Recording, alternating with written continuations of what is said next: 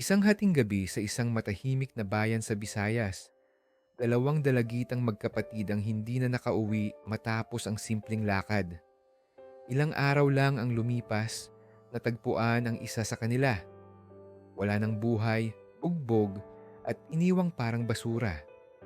Ang isa, hanggang ngayon, nawawala pa rin.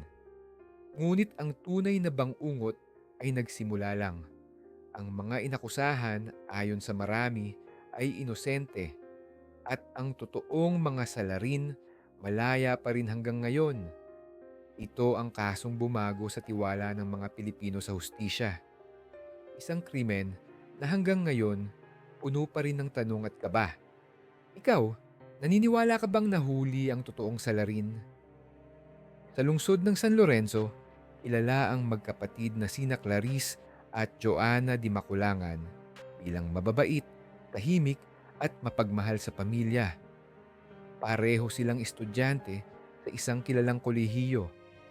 Si Clarice ay nasa kolehiyo, habang si Joanna ay high school pa lang.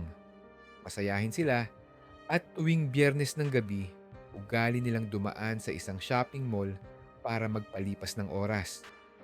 Ngunit noong Hulyo 16, isang Biyernes ng gabi, hindi na sila muling nakita ng kanilang pamilya. Bandang 10:00 ng gabi, huling nakita ang magkapatid na sakay ng isang pampasaherong jeep sa labas ng mall. Ayon sa ilang saksi, may lumapit na lalaking nakaitim at kinausap sila.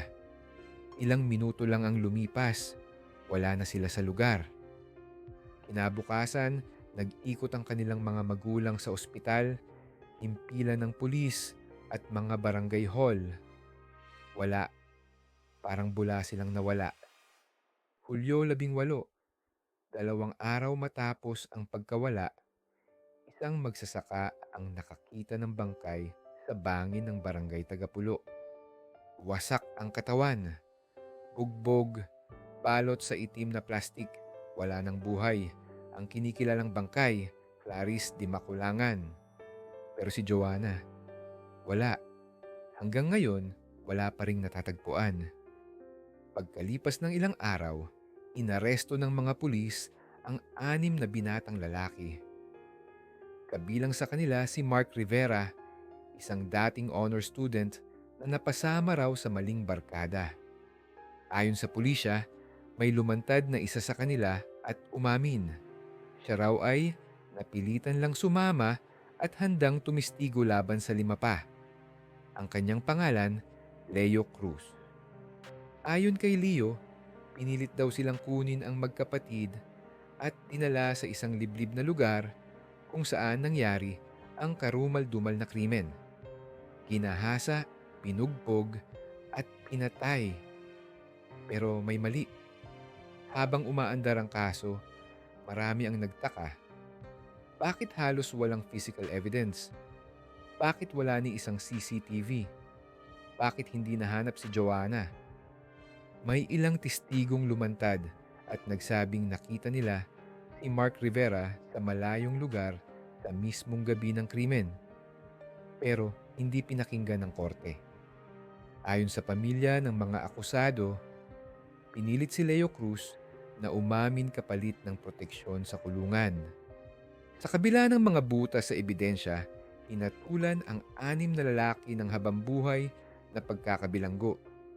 Isa sa kanila ang menor de edad pa noon. Ang pinal na hatol, guilty of rape with homicide.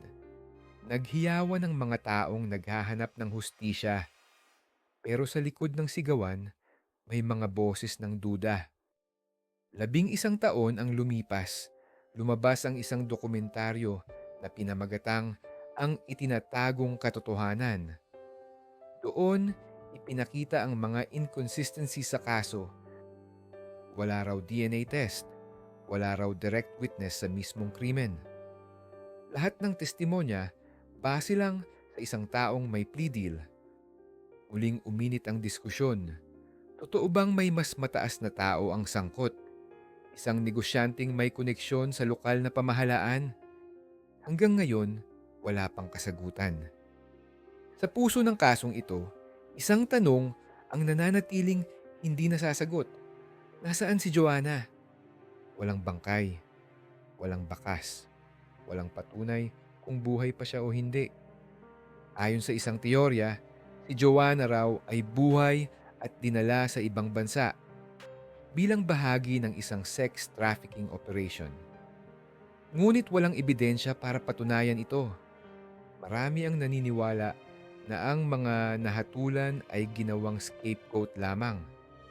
Ang ilang lokal na residente ay naniniwala na ang tunay na mastermind ay may koneksyon sa kapangyarihan, kaya hindi kailanman naimbestigahan. May mga politiko raw na gustong ipakitang may hustisya kahit hindi pa ito ang buong katotohanan. Sa mata ng batas, tapos na ang kaso. May mga nahatulan, may parusang ipinataw, pero sa mata ng marami, hindi pa ito ang dulo. Ang katotohanan ay patuloy na nililibing sa katahimikan. Habang isinusulat natin ang kasaysayan ng kasong ito, isang boses ang patuloy na sumisigaw sa dilim, si Joanna. Hanggang kailan siya mananahimik? Hanggang kailan tayo maniniwala sa katotohanang hindi buo?